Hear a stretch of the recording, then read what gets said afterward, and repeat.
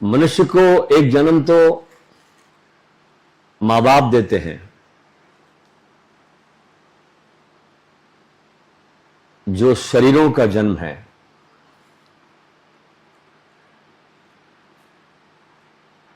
वो ज्यादा कुछ नहीं है, एक नई मृत्यु की तैयारी है। मां बाप से जन्म लिया बालक जरा भी होश में नहीं होता, मूर्छित होता है, बेहोश होता है। गुरु के पास जब साधक विद्यार्थी की तरह आता है, जब शिष्य बनता है, तो यहां पर होश का जन्म है। अब यहां पर सजगता का जन्म है, होश का जन्म है। इसलिए हमने इस जन्म को द्विज कहा है, दोबारा जन्म लेना। और जिन लोगों के जीवन में यह द्विज का जन्म नहीं होता, वो एक पशु के तल पर जीवन को व्यतीत करके इस संसार से विदा हो जाते हैं।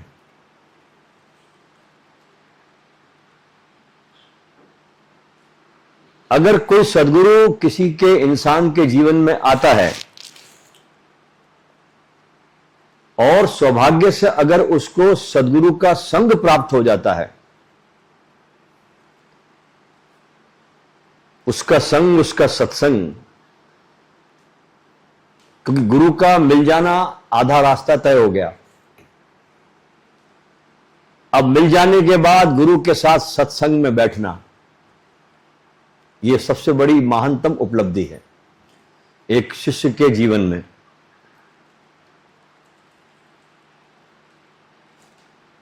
तो यदि अगर सद्गुरु इंसान के जीवन में आता है और उसको अगर सद्गुरु का संग का सौभाग्य प्राप्त होता है, तो ऐसे शिष्य की जीवन की दशा ही बदल जाती है और दिशा भी बदल जाती है।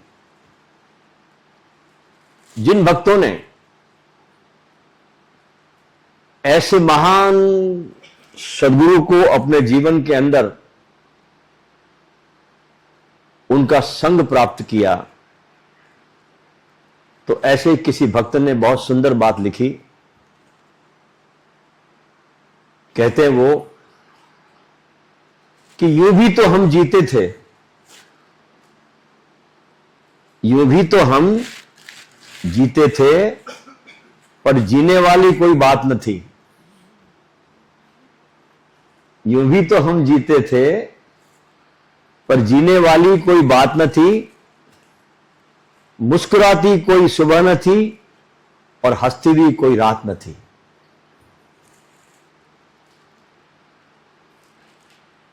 कहने का मतलब यह है कि जीवन के अंदर दुख ही दुख थे, परेशानियां थी, और जीवन का वास्तविक सुख क्या होता है, जीवन का वास्तविक आनंद क्या होता है, अपने होने का क्या महत्व है, इस शरीर में कौन बैठा जिसके होने से सब कुछ है। ये सारा अस्तित्व भी तुम्हारे होने के कारण है, ध्यान रखना। ये पूरा ब्रह्मांड तुम हो तो है। जैसे ये पूरा ब्रह्मांड, ये पूरा अस्तित्व तुमको दिखाई देता है, तुम देखते हो इसलिए दिखाई पड़ता है। तुम ना देखो तो इसकी कोई औकात नहीं तुमको दिखा देने की। यानी इस अस्तित्व से भी तुम्हारी महानता ज्यादा है। तुम देखते हो तब यह दिखता है।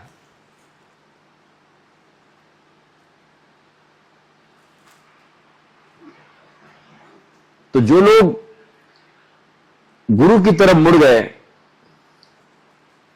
तो जिसका कुछ पता नहीं था सुखों का, आनंद का, उसके बाद पता लग जाता है कि वास्तविक सुख कहां और कैसे प्राप्त किया जा सकता है। संत के आने के बाद ही वो घटनाएं जो पहले शायद हमारे आंखों के सामने से होकर गुजर जाया करती थी, और जिन घटनाओं को हम बहुत साधारणतः लेते थे और उनसे जो प्रेरणाएं प्राप्त होती है उसको हम शायद समझ नहीं पाते थे। कितने ही धार्मिक ग्रंथों को हम पहले भी पढ़ते थे, सुनते भी थे, लेकिन उसके खास गूढ़ रहस्यों से, आध्यात्मिक अर्थों से हम परिचित नहीं थे। लेकिन जिस वक्त सदगुरु का संग प्राप्त किया, सत्संग प्राप्त किया, सदगुरु तुम्हारे जीवन में आए और उनकी कृपा से धार्मिक ग्रंथों का वास्तविक अर्थ हमको पता चलने लगा। किसका वास्तविक अर्थ क्या है? अन्यथा हम वैसे ही थे जो मैंने कल कहानी बताई आपको तोतों की। शिकारी आएगा, जाल बिछाएगा, दाना मत चुगना, मत चुगना, मत चुगना। हम रटते रहते थे ग्रंथों को। उन ग्रंथों का हमारे जीवन में कोई स्थान नहीं था, हम रटते रहते थे। तो सनातन हिंदू परंपराओं में कई गुण और कई रहस्य विद्यमान हैं। हमारे सनातन परंपराओं में एक शाक्त परंपरा है, इसको शैव परंपरा भी कहते हैं, जो कश्मीर से शुरू होती है। उस परंपरा में शक्तिपात को, तो इस शैव परंपरा में, शाक्त परंपराओं में शक्तिपात को बहुत महत्व दिया गया है। यह बहुत एक अनोखी प्रक्रिया है जिसमें गुरु अपनी आध्यात्मिक सारी संपत्ति को, सारी ऊर्जा को शिष्य तक पहुंचाता है।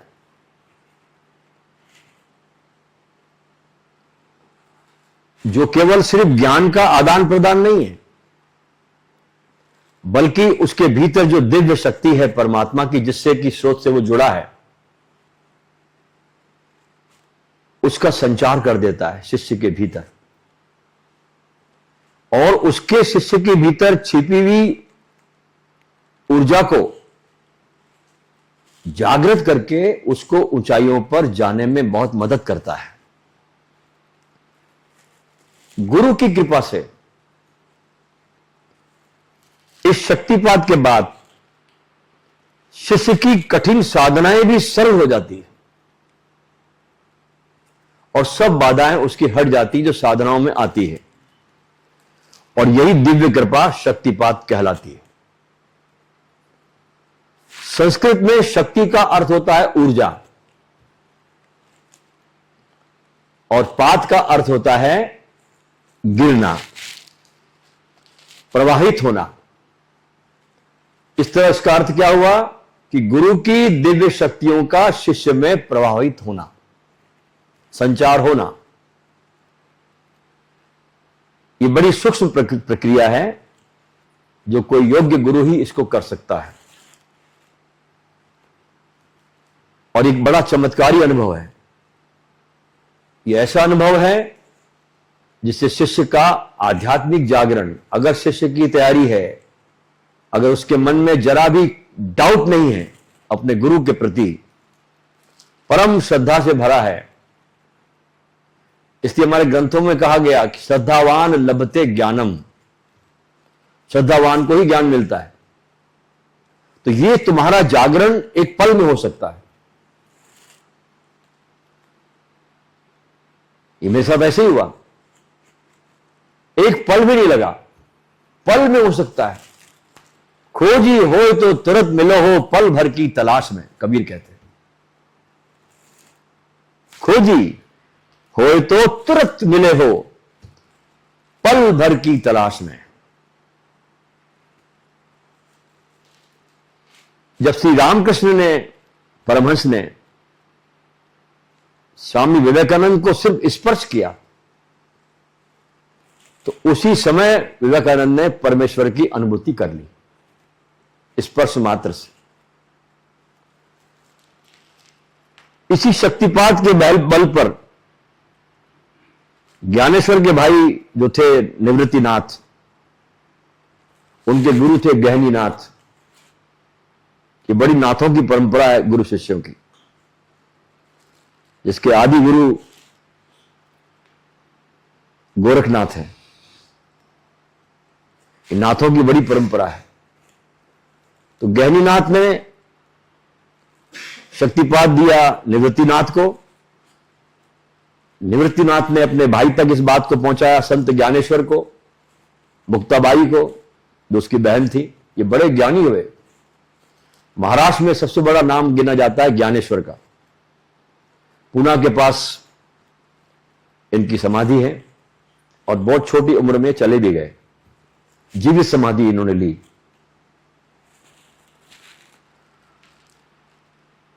एक पल में दे दिया निवृत्तिनाथ ने ज्ञानेश्वर को।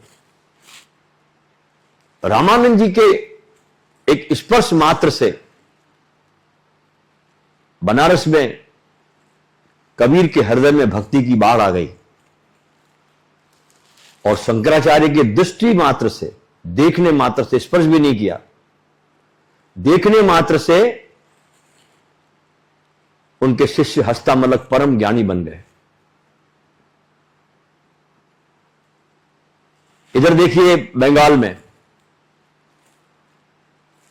जब श्री गौरांग महाप्रभु अपनी दिव्य कृपा से असंख्य पाखंडियों को, कुख्यात डाकुओं को और जो पतित लोगों को छुआ, तो वे छूने मात्र से सभी ईश्वर में लीन हो गए चैतन्य महाप्रभु के द्वारा। उनके स्पर्श मात्र से भक्ति की ज्वाला जल उठती थी और लोग उनके प्रेम में उन्मत्त होकर ईश्वर की मस्ती में डूब जाते थे। यहां तक कहा जाता है कि उस समय तो रेल और बसें होती नहीं थी, तो जगन्नाथपुरी ये अक्सर आते थे चैतन्य महाप्रभु बंगाल से चलकर, नवदीप जहां इनका जन्म होता है,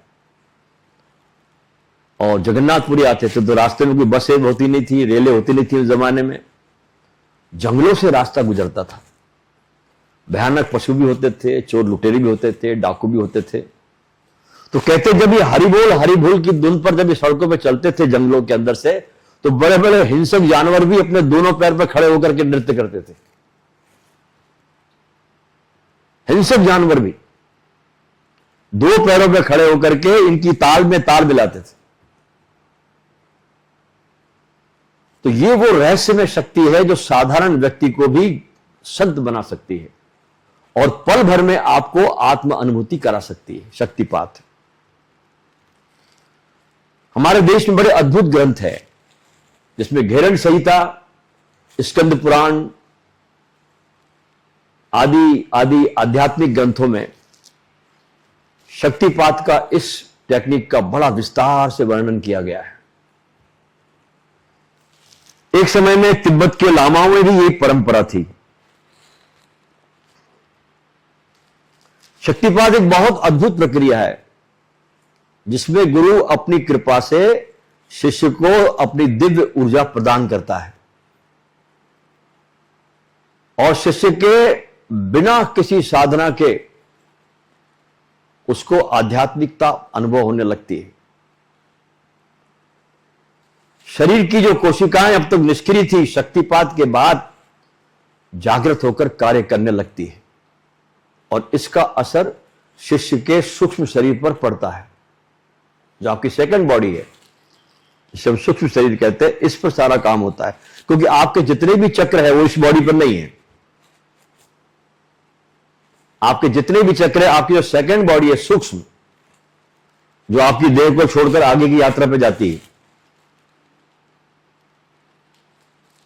और हजारों साल तक पड़ी रहती है, उसको जन्म नहीं मिलता, वासना सब उसमें रहती है, कामनाएं रहती है, भोगने की प्रबल लालसा रहती है, क्योंकि जो तुम्हारी अधूरी चीजें रह गई ना, वो सब सूक्ष्म उसमें जाएगी साथ में। ये तो जल के राख हो जाता है। यहां इसका हिसाब किताब यही कंप्लीट। जो उसने किया वो यहां कंप्लीट हो जाता, जल के राख, हिसाब किताब पूरा हो गया। सेकंड जो तुम्हारी बॉडी है, इसमें सारी तुम्हारी अधूरी वासनाएं, कामनाएं, इच्छाएं, द्वेष, जलन, दुश्मनियां जो तुमने अर्जित की इस जन्म को जीने में, वो सब इस सूक्ष्म शरीर में जाती है। अब शरीर है नहीं भोगने के लिए। आप इसके शरीर की पीड़ा को समझ सकते हैं आप कि वो भोगना चाह रहा है सूक्ष्म शरीर, लेकिन कोई साधन नहीं है। तो कभी कभी ऐसा भी हो जाता है कि जिस आदमी की आत्मा बहुत कमजोर होती है ना, उसमें ये प्रवेश कर जाती है और भोग भोग के निकल जाती है वहां से। जैसे शंकराचार्य ने प्रयोग किया था, जब मंडन मिश्र की पत्नी से वे हार गए, क्योंकि मंडन मिश्र की पत्नी, जब मंडन मिश्र हार गए तो पत्नी के साथ साक्षात्कार हुआ उनकी। देखिए उस जमाने में स्त्रियों की क्या गरिमा होती थी। आज स्त्रियों की हालत बड़ी दयनीय है। उस समय पति के साथ परम ज्ञानी होकर पत्नी भी उनके साथ बैठती थी। गार्गी का उदाहरण देखिए आप, तिलोत्तमा का उदाहरण देखिए आप, ऐसी मंडन मिश्र की पत्नी। जब मंडन मिश्र पति हारने लगा तो रुको, अभी आधा शरीर हारा है, मैं उसकी अर्धांगिनी हूं, अब मैं पूछती तुमसे प्रश्न। सीधा उसने काम वासना में पूछ लिया। अब ये तो बेचारे ब्रह्मचारी थे, शादी इन्होंने की नहीं। कहा कि माता मैं इसको जानता नहीं, मुझे 6 महीने का समय दो। तो एक राजा के शरीर में प्रवेश किया शंकराचार्य ने, वहां सबका अनुभव किया, फिर दोबारा शास्त्रार्थ हुआ। तो ये जो सूक्ष्म शरीर होता है ना, ये बहुत तकलीफ में रहता है, ख्याल रखना। हाँ, बहुत पीड़ा में रहता है ये, और ये हजारों साल तक पड़ा रहता है, इसको जन्म नहीं मिलता। आज भी कहा जाता है कि अमेरिका में व्हाइट हाउस के अंदर इब्राहिम लिंकन का सूक्ष्म शरीर बहुत बार प्रकट होता है, लोगों को दिखाई भी पड़ता है उसके आभा में, क्योंकि वहां कुछ समय नहीं ना। समय की अनुभूति आपको इस बॉडी के साथ होती है, इस बॉडी के बाद कोई समय है ही नहीं, अनंत है वहां। तो गुरु का जो काम होता है शक्तिपात में, वो इसमें सूक्ष्म शरीर पे होता है, ध्यान रखना, इस बॉडी पे नहीं होता। और गुरु के शक्तिपात के बाद शिष्य के अंदर प्रतिभा का ज्ञान विकसित होता है। उसकी जितनी प्रतिभाएं भीतर थी, वो एक अचानक उसमें तूफान जैसा आ जाता है। और जब ये घटना घटती शक्तिपात की ना, तो साधक की जो बाहरी जो इंटरेस्ट होता था इंद्रियों का, बाहर रस जागृत था, वे सब इंद्रियां भीतर की तरफ मुड़ जाती है, इनवर्ट प्रवेश कर लेती वो। और जब इंद्रियां भीतर की तरफ मुड़ जाती है, तो ऐसा साधक दिव्यता से भर जाता है। उसका मन अब एक ही बात में लगता है कि इस परम सत्य में मैं कैसे इसको पाऊं और कैसे इसमें मैं जी लूं। उठते बैठते सोते जागते अब उसकी ऊर्जा इस पर केंद्रित हो जाती है। और एक दिन शिष्य परम सत्य को पा लेता है। लेकिन हर गुरु उसको नहीं कर सकता। हां, ये भी ध्यान रखना, जिसके पास ये कला है वही इसको करने का अधिकारी है। गलत आदमी कर देगा तो गलत काम हो जाएगा सबके सब। ये क्षमता होनी चाहिए, क्योंकि सब पूरा खेल है अंदर जगत का, और पूरा कुंडली के साथ शक्ति के साथ सारा प्रयोग है शक्तिपात का। अच्छा, ये शक्तिपात मुख्य रूप से 3 तरीकों से किया जाता है। 3 तरीकों से। एक, जब गुरु अपने को शरीर से स्पर्श करके अपनी शक्ति को प्रदान करते हैं। ठीक, स्पर्श किया आपके इस बॉडी को। मैंने एक बहुत अच्छा वीडियो प्रवचन अभी कुछ दिन पहले यूट्यूब पे डाला, उसको जरूर सुनना आप। वो इसी विषय पे दिया मैंने 1 घंटे का प्रवचन कि जब आप किसी के चरण स्पर्श करते हैं तो उस चरण स्पर्श करने का क्या वास्तव में क्या रहस्य है, कैसे चरण स्पर्श करना चाहिए, इस पर मैंने बहुत बहुत खुलकर चर्चा की है। और इसका मैंने पूरा वैज्ञानिक अर्थ बताया आधार लेकर के कि आपका सिर, आपके हाथ, आपके गुरु का पैर, इसके पूरे वैज्ञानिक आधार पर मैंने 1 घंटा बोला। उसको जरूर सुनना, तो आपको मालूम पड़ेगा कि चरण स्पर्श का क्या वैज्ञानिक अर्थ है और क्या आपके जीवन में यह तूफान ला सकता है और कैसे चरण स्पर्श करना चाहिए, इसकी विधि बताई। तो मुख्य रूप से शक्तिपात 3 तरीके से किया जाता है। एक, स्पर्श करके गुरु अपनी शक्ति को शिष्य में प्रदान करता है, तो इसको स्पर्श शक्तिपात कहा जाता है। खास तौर से जब गुरु अपने अंगूठे को शिष्य की भुगटी यानी माथे के इस तीसरे नेत्र को जब छूते हैं तो एक बहुत अद्भुत ऊर्जा गुरु के इस सूक्ष्म शरीर से निकलकर शिष्य के सूक्ष्म में प्रभावित होती है। अच्छा, प्रकृति का यह नियम है कि आपके जो पोर है ये उंगलियों के, यहां से सबसे ज्यादा ये आपके सेंसिटिव पॉइंट है। यहां से ऊर्जा जाती भी है और जब आप हाथ ऊपर के ग्रहण करते तो यहां से ऊर्जा आती भी है। डबल वे है ये जाने का मार्ग भी प्रशस्त करती है और लेने का मार्ग भी करती है। ये पूरे के पूरे आपके पोर है, ये एंटीनाज है आपके। ये साधारण पॉइंट नहीं है, ख्याल रखना। यहां से ऊर्जा जाती भी है और यहां से ऊर्जा ग्रहण भी की जाती है।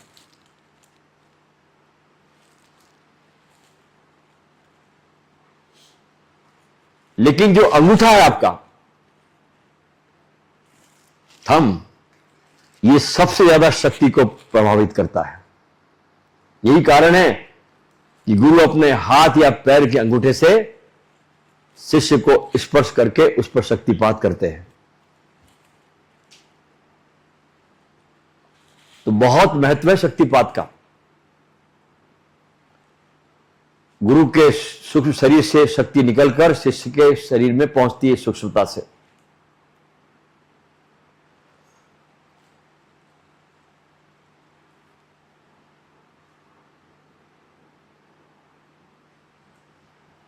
तो पहला हुआ स्पर्श।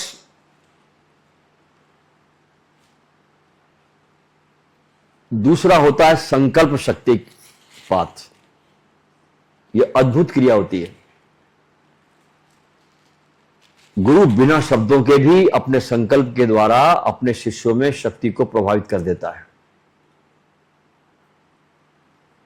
गुरु का संकल्प ब्रह्मांड में एक असीम ऊर्जा का संचार करता है जो सीधा जाकर के शिष्य को प्रभावित करता है। गुरु कहीं भी हो, शिष्य कहीं भी हो, प्रेम का नाता अगर बहुत गहरा जुड़ गया तो अब शरीर की दूरी कोई मायने नहीं रखती। अब आपको जहां आप आंख बंद करोगे आपको गुरु की शक्ति आपको मालूम पड़ेगी।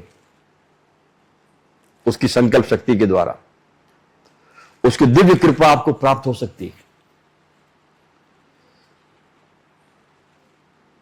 तो इतना महत्व है शक्तिपात का ही जो बता रहा मैं आपको। तो संकल्प शक्तिपात जो है ना, वो शिष्य के आध्यात्मिक विकास को और तेज कर देता है और एक नई ऊर्जा और चेतना को प्रदान करता है।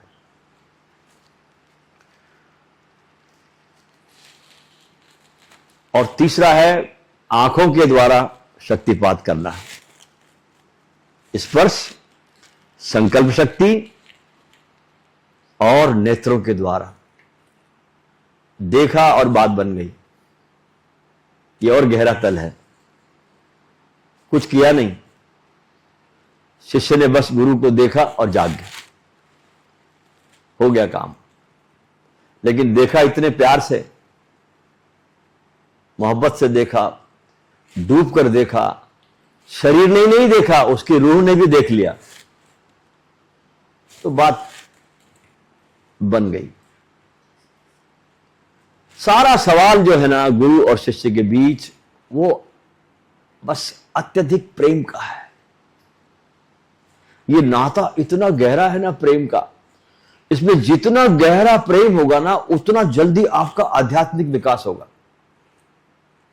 गुरु अपनी शक्ति को चाहे भी तो नहीं रोक सकता आपके पास जाने के लिए, उसके हाथ से बाहर बात हो गई। इसलिए मैं तो कहता हूं शिष्य जो होता है ना वो एक नंबर का चोर होता है।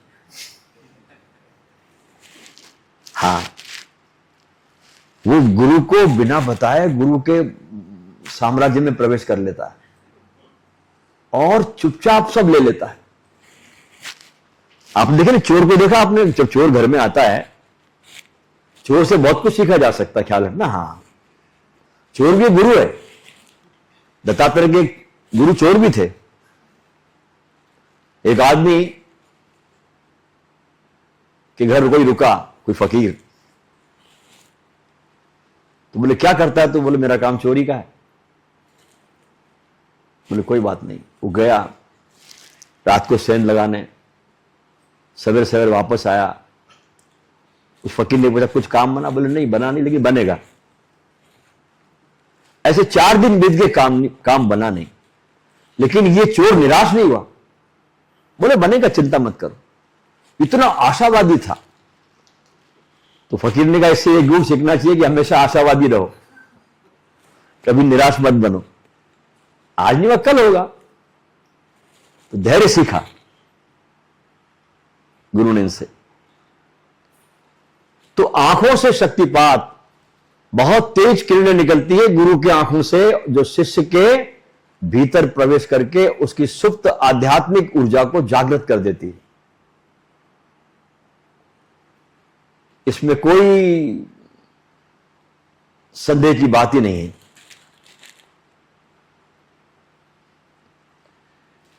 जब अमेरिका में भाषण दिया ना विवेकानंद ने पहली बार शिकागो में सर्वधर्म सम्मेलन में, वहां आंखों का शक्तिपात था।